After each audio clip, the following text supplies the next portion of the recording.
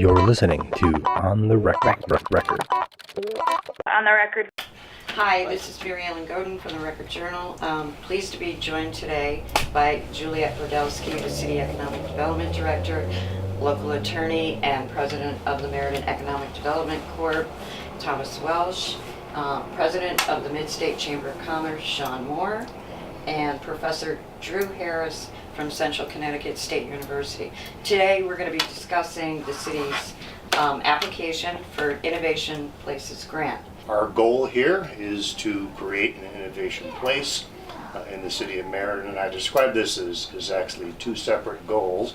One is creating the place portion of Innovation Place, and the other is creating the innovation component that is most necessary within this place.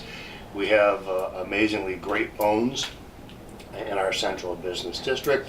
We have a number of advantages, I think, that we have over many other communities, and we're very excited to be participating in this process. 12 communities were invited to participate. Originally, Meriden, we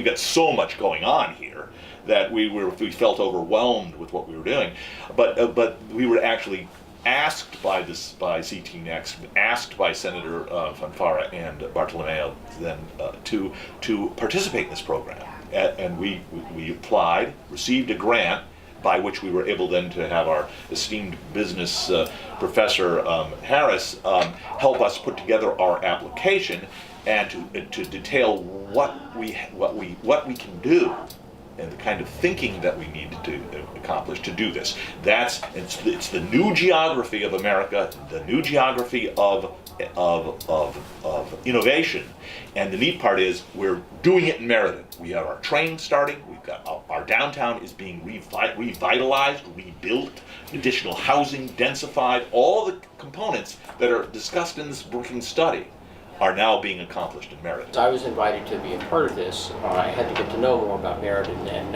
one of the things that a lot of the research project that we were funded to do was to understand what were the conditions present here that could be built upon. And it turns out Meriden has, as Tom said, there's a lot of good things going on here. You actually have a wonderfully functional economic development office. I've heard from numbers of people as I've worked with the city about how effective they've been.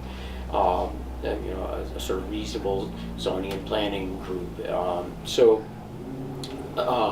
And doing some interesting research. The number of patents that come out of Meriden.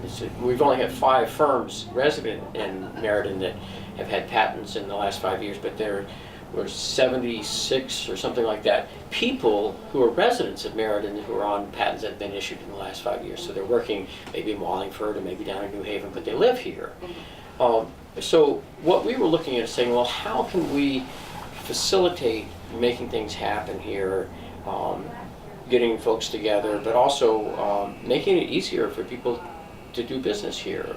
And it was really listening very hard to what people were saying and trying to divine out the sort of missing components. And so some of the things we're looking at is the idea, we've called it the concierge, somebody who could walk somebody through the economic development office or other city zoning and planning, but also introduce them to the landlords who might not have their properties listed commercially, and maybe introduce them to the state, the appropriate state offices that could provide loans or grants or other things to help them get a business going here. So really that, if you think about the concierge at a 5-star hotel, we want the concierge for business here, someone who can see each person through literally every step of the way if they need it.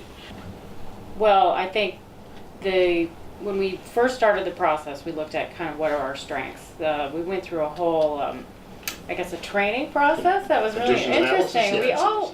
We were like back in grad school for some of us, like looking at global issues, statewide issues, and then what are your strategies? So you look at kind of strengths and weaknesses. So we know that we have a strong healthcare system here. We have both Midstate Medical Center and CHC that are active players doing well. How are we connecting with them? At the time we had the commitment of Middlesex Community College in the downtown. They're now shifting due to budget considerations, but we do have a partnership with Middlesex Community College. So we do continue to have a higher ed partner in Middlesex Community College, and their main campus is, within a 20-minute drive. Likewise for Southern Connecticut State University. Connecticut's so small, so it's not like the partnerships are insurmountable. Yale University is a half hour away. Trinity College, University of Hartford. So there are there's a lot of opportunity here. We have our small business and entrepreneurial sector. We have Trifecta.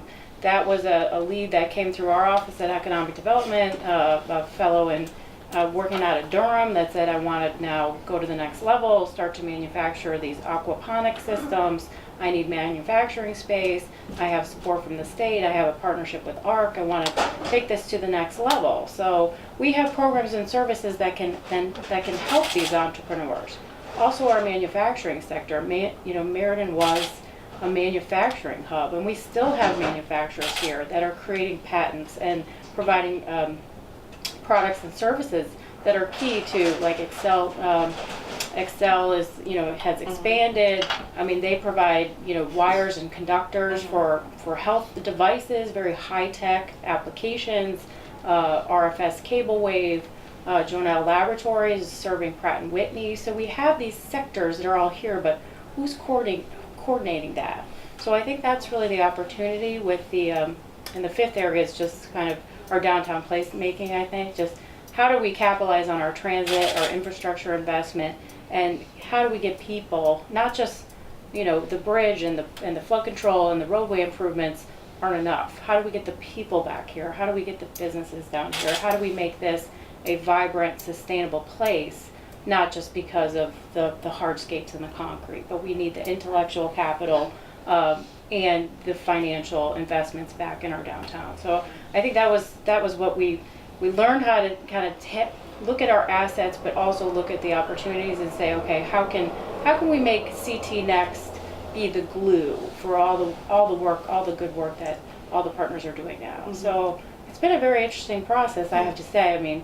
We're a smaller community than some of the other bigger players that are competing, the Hartfords, the Bridgeports, the New Havens, New Londons, Stamfords. We're kind of all in the same, having the same challenges, but but I think we're well positioned to actually get some things done here. So even if we don't get CT Next Innovation Places, we're making some investments to take pieces of the plan and implement them regardless. And we're going to continue to do that.